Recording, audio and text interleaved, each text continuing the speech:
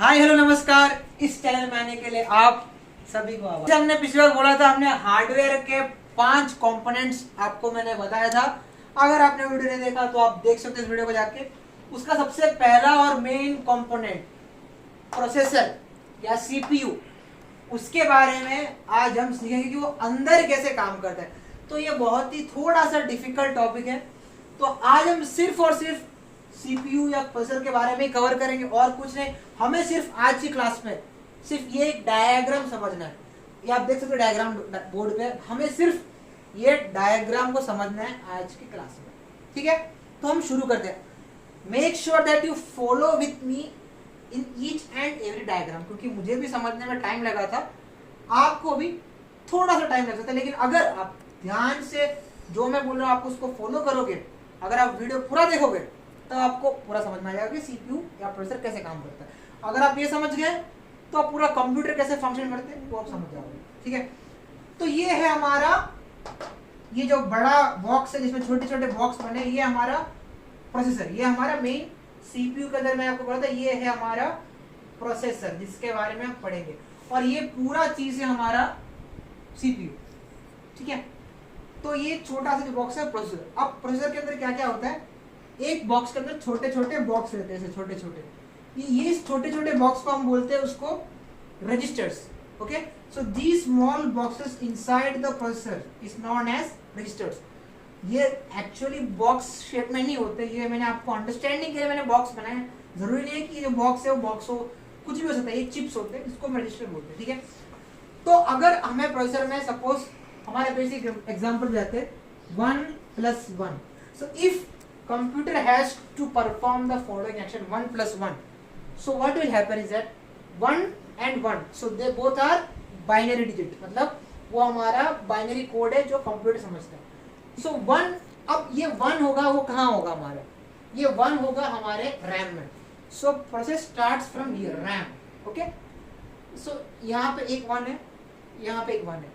सो CPU को instruction मिला कि 1 + 1 को ऐड करना है।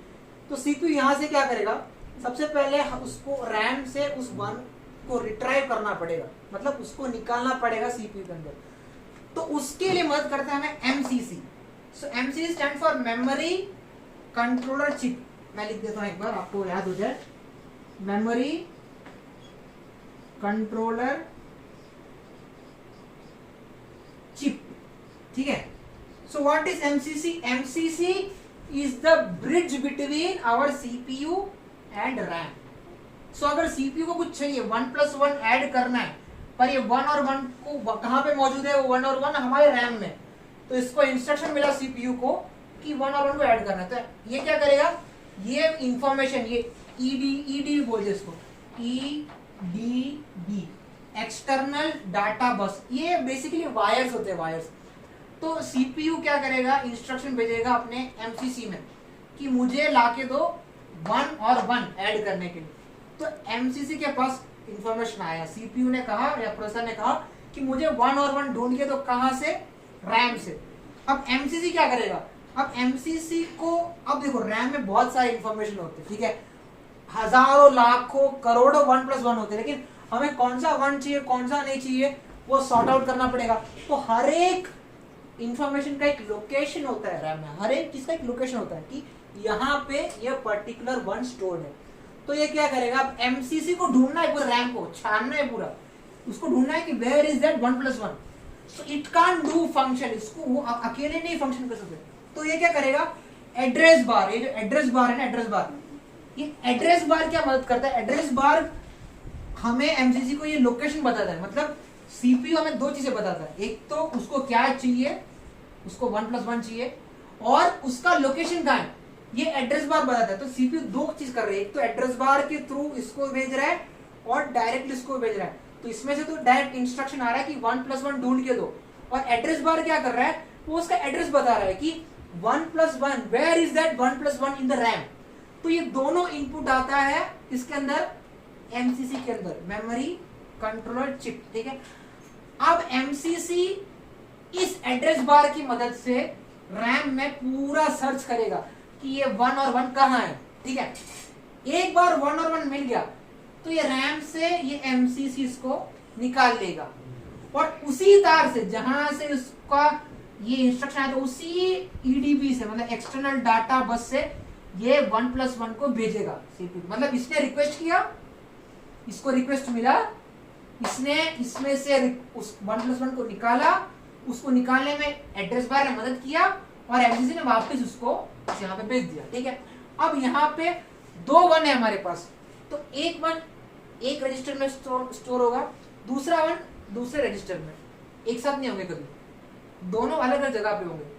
अब ये करेगा 1+1 कैलकुलेशन करेगा। मैंने कहा computer is a calculator, so the CPU sorry the processor will calculate 1+1 equal to 2। अब 2 जो आउटपुट होगा वो तीसरे रजिस्टर में स्टोर होगा, मतलब तीनों अलग अलग है।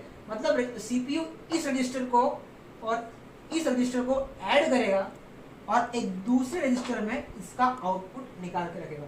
और इस आउटपुट को ये जो तार मैंने बताया ना, ऐसे तार पूरे चारों तरफ घूमते रहते इस जो मदरबोर्ड के, तो क्या होगा, ये 2 आउटपुट निकला ना, ये ईडीबी एक्सटर्नल डाटा बस की मदद से कहां जाएगा, हमारे मॉनिटर में, तब जाके हमें दिखेगा कि क्या 1+1 का 2 हुआ। सो ये ईडीबी होता है ना, ये हमारा वेन्स होता है कंप्यूटर का, वेन्स आर्टरीज वेन्स बोलते हैं ना, तो ईडीबी एक्सटर्नल डाटा बस इज द वेन्स और द नर्व्स ऑफ कंप्यूटर। इससे हर चीजें पास ऑन होता है, मतलब सीपीयू से, रैम से, इवन मॉनिटर पे हर चीज ये ईडीबी की मदद से। और ईडीबी कहाँ मौजूद होता है, मैंने कहा था आपको, मदरबोर्ड के अंदर। मदरबोर्ड एक बड़ा सा बोर्ड है, इसके अंदर बहुत सारे छोटे छोटे कनेक्शन होते हैं और कनेक्शन को हम क्या बोलते हैं, ईडीबी एक्सटर्नल डाटा बस। तो मैं आपको एक बार वापस समझाता हूँ, आप फॉलो कीजिए। ठीक है, हमें कैलकुलेट करना है 1+1। ठीक है, सीपीयू को इंस्ट्रक्शन मिला 1+1 ऐड करना है। अब सीपीयू को सबसे पहले 1 तो ढूंढना पड़ेगा ना, तो सीपीयू रिक्वेस्ट करेगा एमसीसी को कि मुझे रैम में से 1 और 1 निकाल के दो। ठीक है, और साथ ही साथ सीपीयू या प्रोसेसर एड्रेस बार में उसका एड्रेस भेजेगा। और एमसीसी के पास 2 इनपुट आ रहे हैं, एक तो सीपीयू का इंस्ट्रक्शन और एड्रेस बार का भी इनपुट आ रहा है। तो उन दोनों की मदद से, सीपीयू के इंस्ट्रक्शंस और एड्रेस बार के गाइडेंस के मदद से, वो रैम में से जो भी इंफॉर्मेशन है 1+1 उन दोनों को रिट्राइव करेगा। रिट्राइव मतलब उसको निकालेगा। तो एमसीसी वापस उसको रिवर्ट बैक करेगा। रिवर्ट बैक मीन्स उसको वापस भेजेगा। और 1 एक आने के बाद 1 एक रजिस्टर में स्टोर होगा, दूसरा 1 दूसरे रजिस्टर में स्टोर होगा और उन दोनों का आउटपुट एक तीसरे रजिस्टर में स्टोर होगा। और उस आउटपुट को अगर भेजना है कहीं पे तो वापस अपना ईडीबी एक्सटर्नल डाटा बस, जो सिर्फ इस तरफ नहीं हर तरफ जाता है, तो इसकी मदद से दूसरे मॉनिटर पे भेजेगा या फिर ग्राफिक्स कार्ड में भेजेगा, जहां पे भेजना है वो सीपीयू उसकी तरफ से इंफॉर्मेशन भेजेगा। अब ध्यान रखने वाली बात यह है कि मैंने 1+1 आपको सिर्फ एक एग्जांपल देने के लिए किया। ये 1+1 ऐसा जरूरी नहीं होगा कि एक डिजिट, ये अलग भी कुछ हो सकता है, कुछ अल्फा न्यूमेरिक वैल्यू हो सकता है, कुछ भी हो सकता है। मैं सिर्फ आपको डाटा बता रहा हूँ। ये 1 और 1 एक से एक डाटा है जो हम रिट्राइव कर रहे हैं। तो जरूरी नहीं कि 1+1 मतलब सिर्फ वही होता है। हर एक चीज, कोई भी इंस्ट्रक्शन अगर सीपीयू को फॉलो करना है तो उसको रैम से उसका डाटा निकालना पड़ेगा सबसे पहले। तो रैम से डाटा रिट्रीव करने के लिए एमसीसी और एड्रेस बार और हमारा ईडीबी एक्सटर्नल डाटा बस काम करता है। और ये सब एक साथ काम करके हमारे एक सिंपल प्रोसेस 1+1 को 2 में कन्वर्ट करता है और इसका आउटपुट देता है। तो आज हमें सिर्फ इतना समझना था। अगर आपको देखना है तो आप वीडियो पॉज कर लीजिए एक बार, इस डायग्राम को ध्यान से देखिए। मैंने एरो भी बनाया ताकि आपको कंफ्यूजन ना हो। ये इसका मतलब है कि डाटा इस तरफ भी जा रहा है और वापस उस तरफ आ रहा है, इसलिए मैंने 2 एरो बनाए। पहले तो इस तरफ आ रहा है इंस्ट्रक्शन और आउटपुट इस तरफ जा रहा है, समझ रहे हो, इसलिए मैंने 2 एरो बनाया हर जगह। तो आज के लिए बस इतना ही। बहुत कॉम्प्लेक्स प्रोसीजर है, इतना भी कॉम्प्लेक्स नहीं। अगर आप एक बार समझ लो तो ये आपको जिंदगी भर फिर याद करने की जरूरत नहीं है। तो ये हमारा प्रोसेसर का मेन। तो अगर मैं in a nutshell we can say that this is the process which happens in a computer. तो आज के लिए बस इतना ही। उम्मीद करता हूँ कि आपको वीडियो अच्छा लगा होगा। और अगर आपको इसके पहले के बाद जानना है तो आप दूसरे मेरे वीडियो पे देख सकते हैं। हाँ पीटर साहब, आपका डाउट बताइए। मेरे लिए एक सवाल है अल्बर्ट। Yes sir. मेरा नाम पीटर है।